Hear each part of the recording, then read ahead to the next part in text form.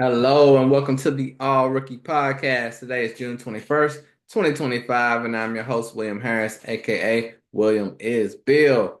Back with you today on another great episode of the All Rookie Podcast. And today I had to be a little controversial. I wasn't going to do it, but I said do it. The devil on my shoulder was saying go ahead and do it.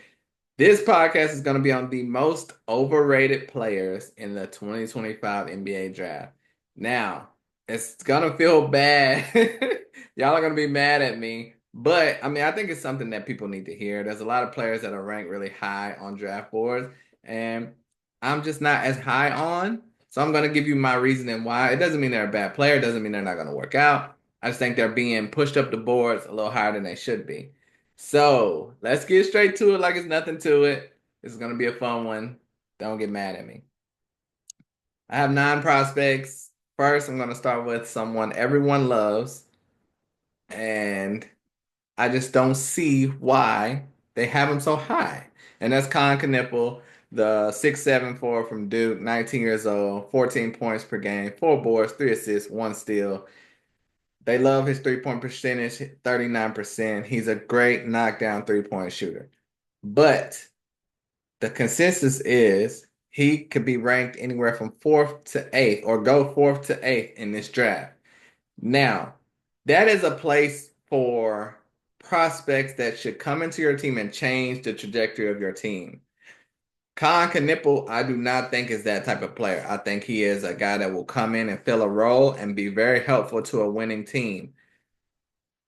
Being a franchise player, being an all-star, this is what you should be shooting for if you are the Hornets, the Wizards, the Jazz. You don't need a role player right now. You can get a role player later in the first round, some in the second round. Think about the Grizzlies got Jalen Wells in the second round last year. That happens every year, guys later in the draft. So at 4 to 8, you cannot take a guy like Con Knipple. I am sorry. Some people may think he's more than that.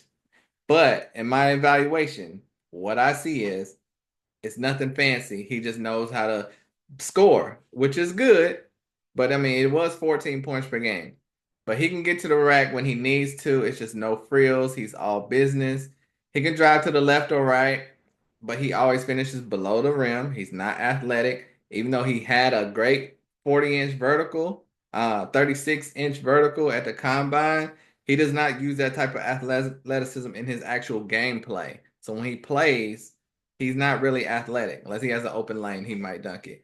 But he does have a nice fadeaway, quick release. I love his shooting. He's a great cutter. He's a heady player. He's always working to get the ball or to get open. He's a essential guy that you can have on a good team. If he goes to a bad team, though, he can get lost in the shuffle easily.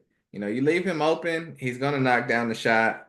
I think, like I said, I think he'll be a very valuable role player for teams. He can play in the post a little bit.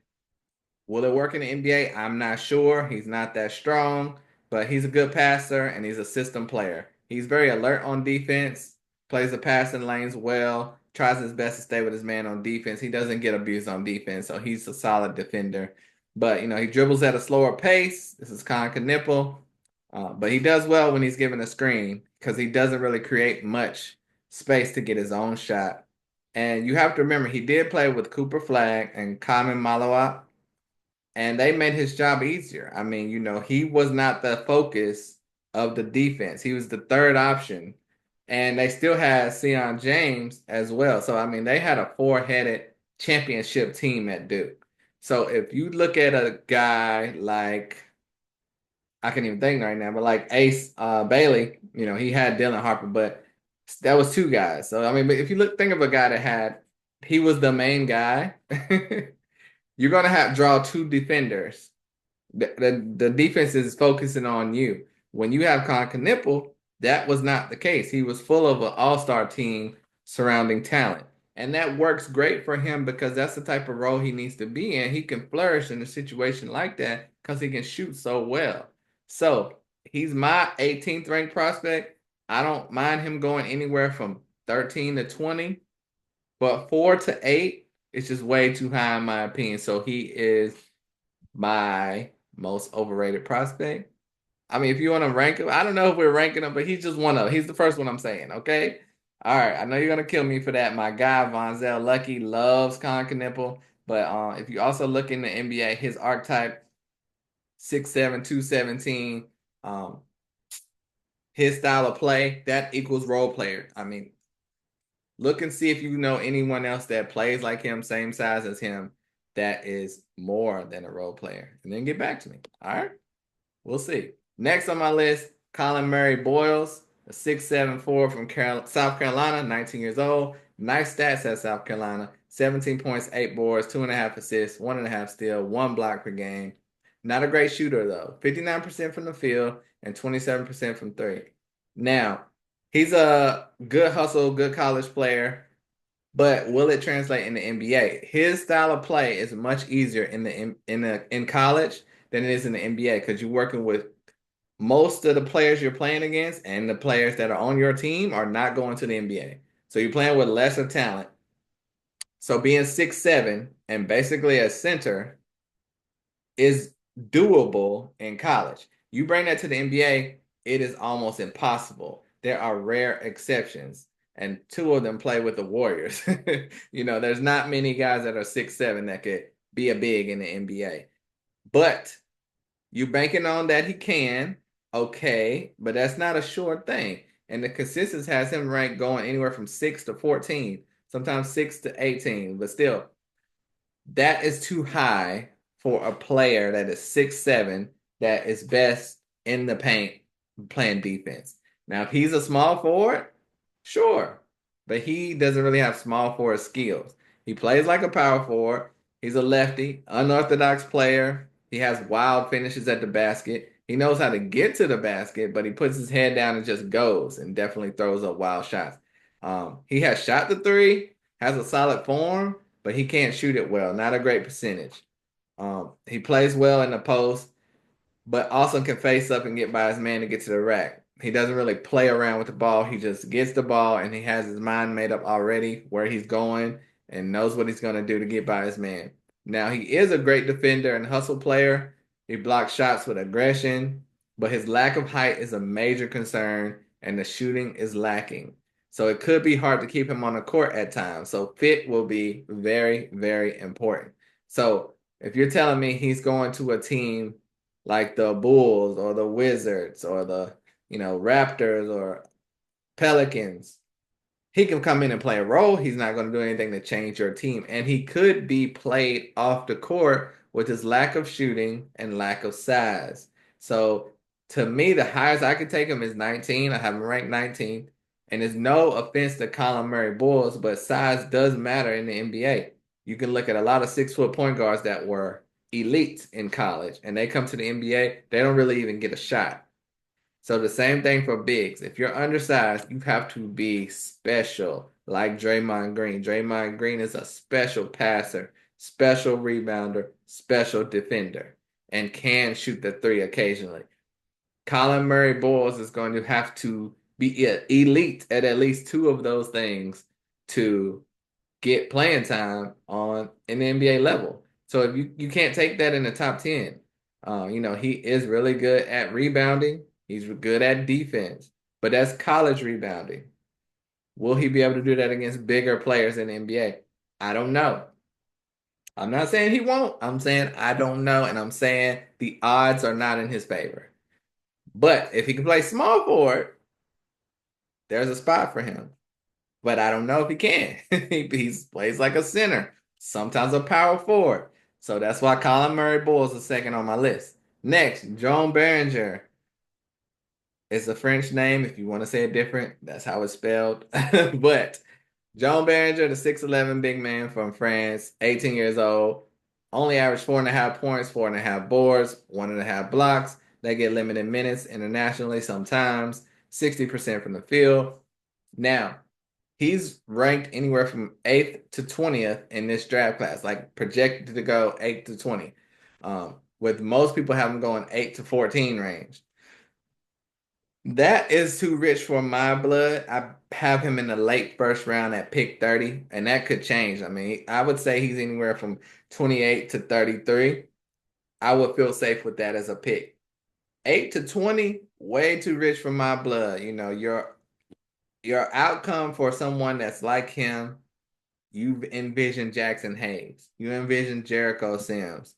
Now, that could change. He is 18, but he is mainly a great floor runner, a lob threat, but is very raw.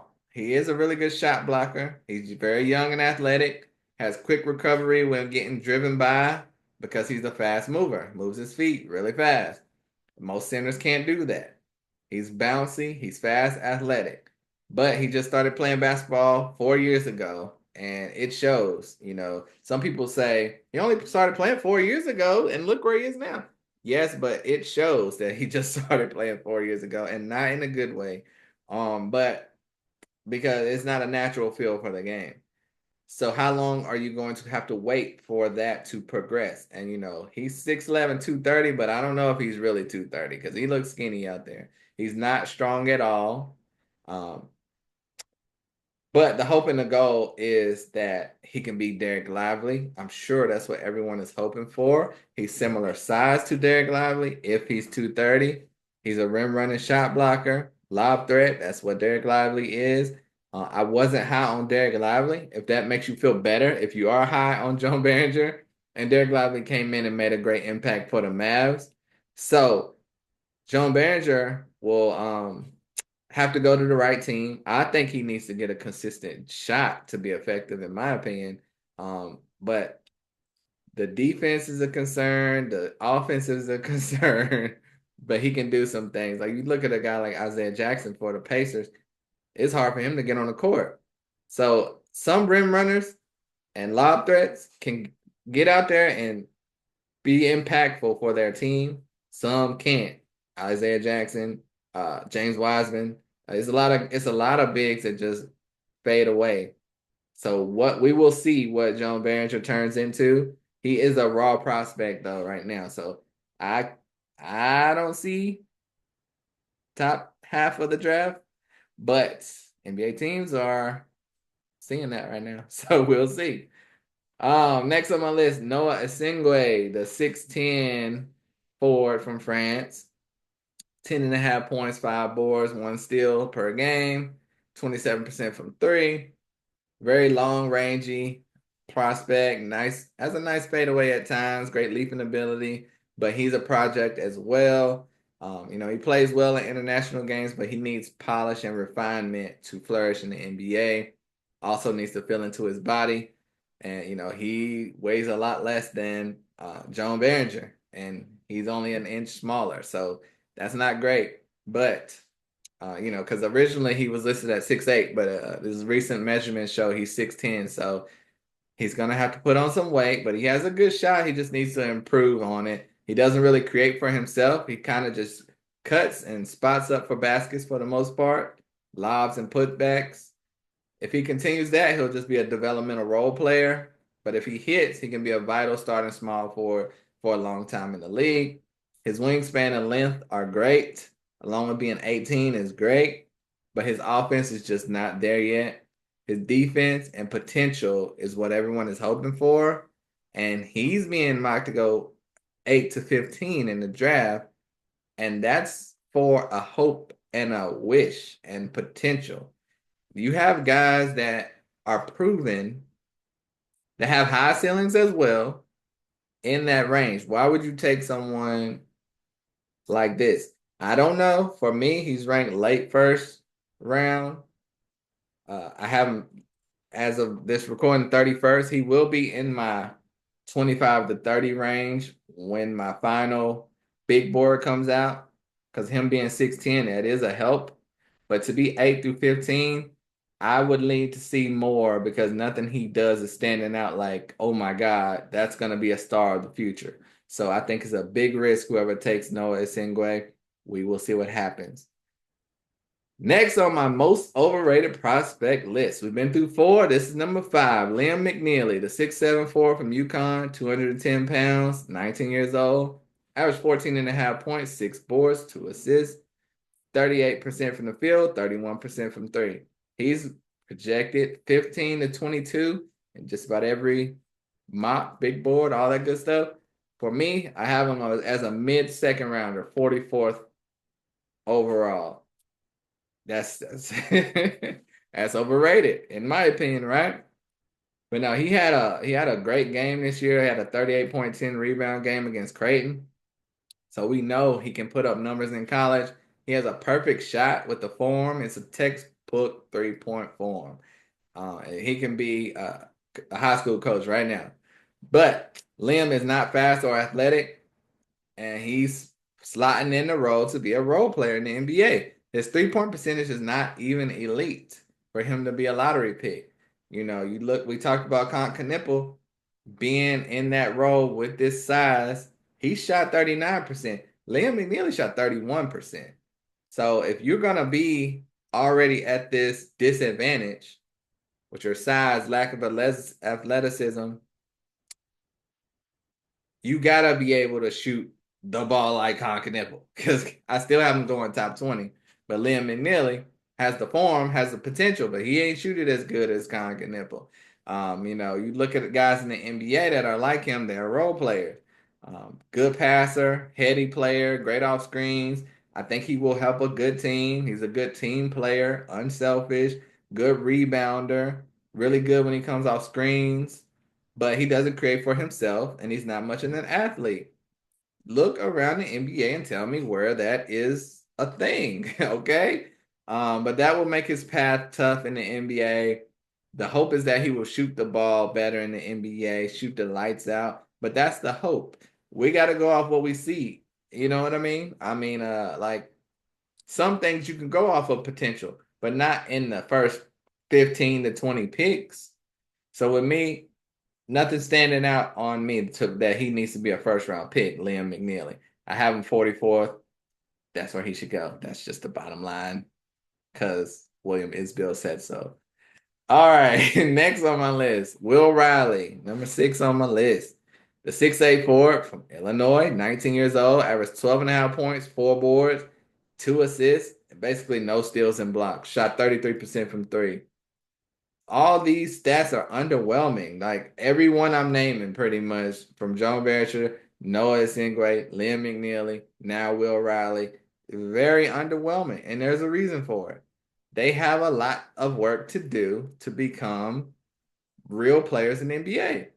Will Riley is long and rangy. He can shoot the ball pretty well, but I don't think he's ready to contribute in the NBA yet. He has that great size at 6'8", but he's not really elite at anything. I don't see anything that he does at a pro level, honestly. He's not super fast. He doesn't finish strong. I think he'll be in the G League for a year or two. He uses his moves, very simple moves to get to the basket. And with the lack of speed, that would be very difficult in the NBA. That's not going to work. If his three-point percentage was higher, he'd have a chance because he has a solid shot, minus the wild kicking his legs a lot of times when he's shooting three-pointers. And he's going to get hurt if he keeps doing that. But his percentage is average. And like I said, nothing he does is really special enough for him to be a first rounder. He's being projected anywhere from 13 to 25. This is Will Riley we're talking about. I have him ranked 47th because its potential, it's not elite. I want elite in the first round, okay? So he has a lot of work to do. Like I said, very skinny. He's a 6'8", 195. So we keep getting skinnier and skinnier each prospect. These guys have got to put some weight on him. He's only 19 years old, but he needs to feel into his body, and when he has the ball, he doesn't really get by his man. He can't really create space. He can score on his own, but it takes a lot of work. He honestly needed to stay in college another year, and then next year I could see him being a first rounder. But for me, second round, I can't do the first for Will Riley from Illinois, 47th. I know I'm hurting a lot of people's feelings on this episode, but I'm not doing it intentionally. This is just what I see when I'm scouting. Um, hey, next on my list, Ben Saraf, the 6'5" guard, 200 pounds, 19 years old, 12 and a half points, 3 boards, 4 assists, 1 steal, 30% from three. Those are his stats at the halfway point. But Ben Saraf is a left-handed player, has great height at 6'5". That's what makes him stand out and draftable. but in my opinion, he's a solid point guard, and they have him going anywhere from 18 to 30 as a first rounder. First rounder is a potential to start for a team or have a big impact for a team. And I don't see that as far as starting. I don't see starting at all. His game is not special to me. It will depend on his draft capital if he's going to work out at all. He seems like a bench player at best for me. He has a nice shot, including the three-point shot, but his percentage is not good enough to come in and be impactful in the NBA. He's got to improve that. When he's out there dribbling, it's really tough for him to get by his man and create space for himself. He needs screens to be effective most of the time, or he's going to have to do a lot of dribbling and a lot of work to get by his guy. He has good vision, but he's just not a special player. So how can that be a first round pick? What are y'all seeing that I'm not seeing? Because everything I explained is not a first round pick. I think international players are becoming moved up in the draft just because they're international at times. So I don't care where you're from. I need to see something special on film. And if I see average on film, and if I see something that's not really working in the NBA on film, I'm not gonna think it's gonna work in the NBA. You can prove me wrong, but Ben Saraf, I have ranked 55th. They have 18 to 30. He's got to show me a lot more for this to work. We're gonna see what happens. And yeah, like he averaged 4 assists per game. So if those assists were 8 assists per game or something like that, you could say, okay, that stands out. If his 3-point percentage was 40%, okay. But I mean, what do you have? You're just a point guard that's solid, that can put people in the right position at times.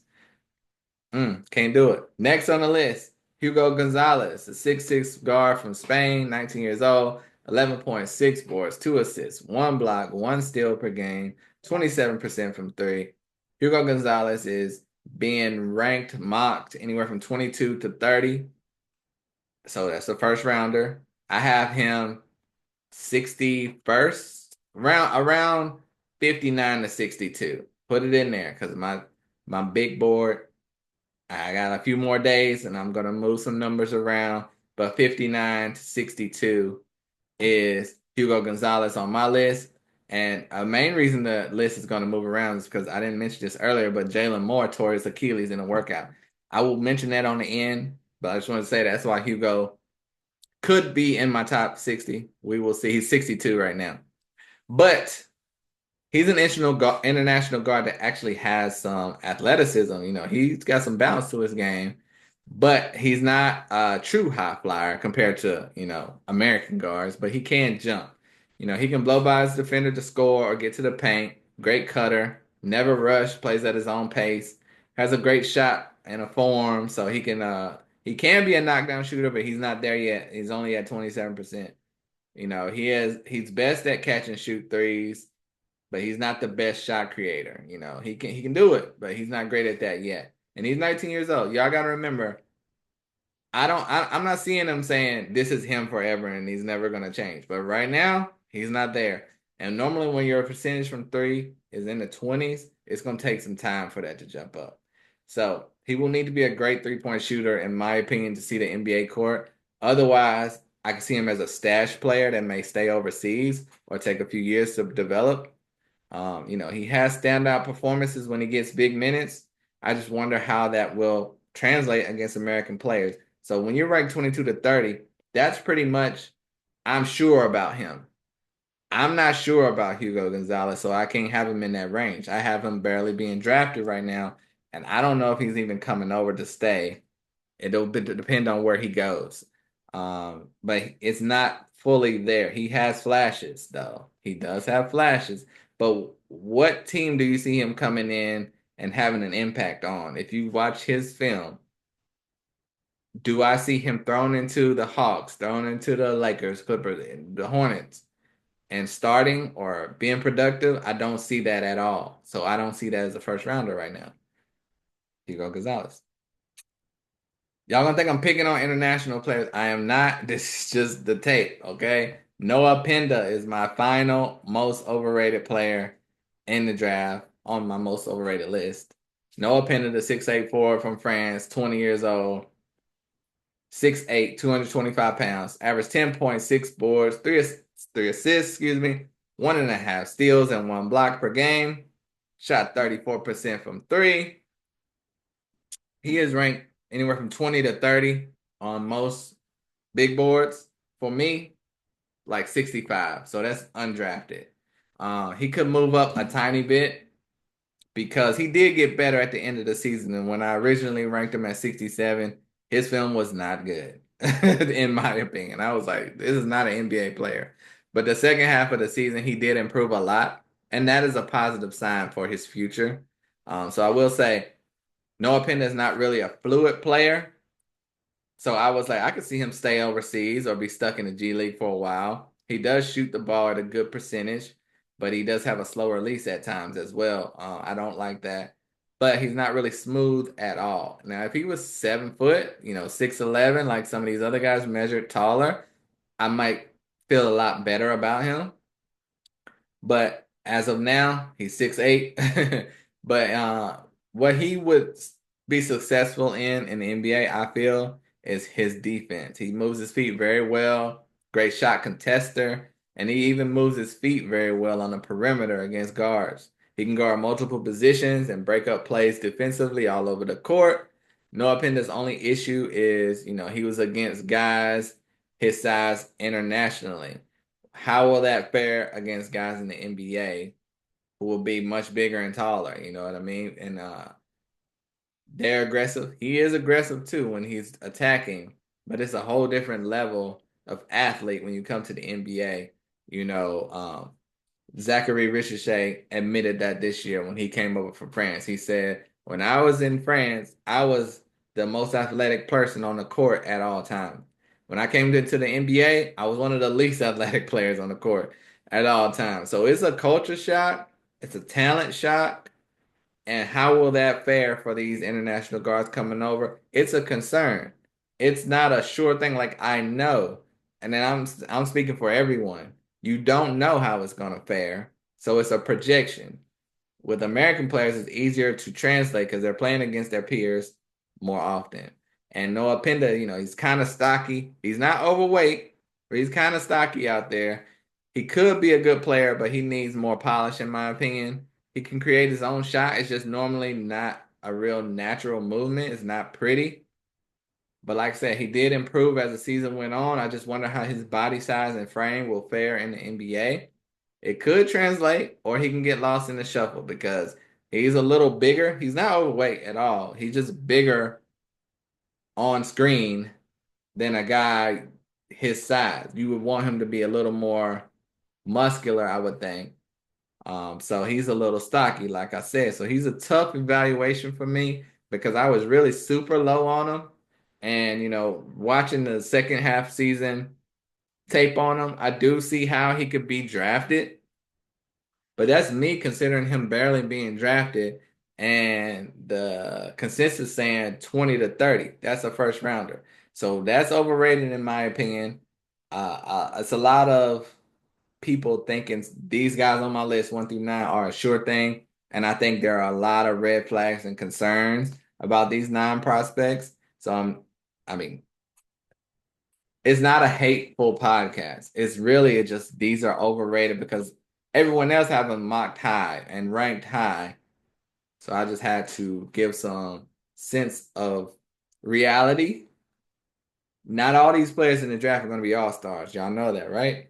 Okay. So these are the 9 I think are overrated. That's all it is. I guess I'm just preparing for the hate because I know it's coming. But reiterating that list, my most overrated prospects were Con Knipple, Colin Murray Boyles, Jean Behringer, Noah Esingwe, Liam McNeely, Will Riley, Ben Saraf, Hugo Gonzalez, and Noah Penda.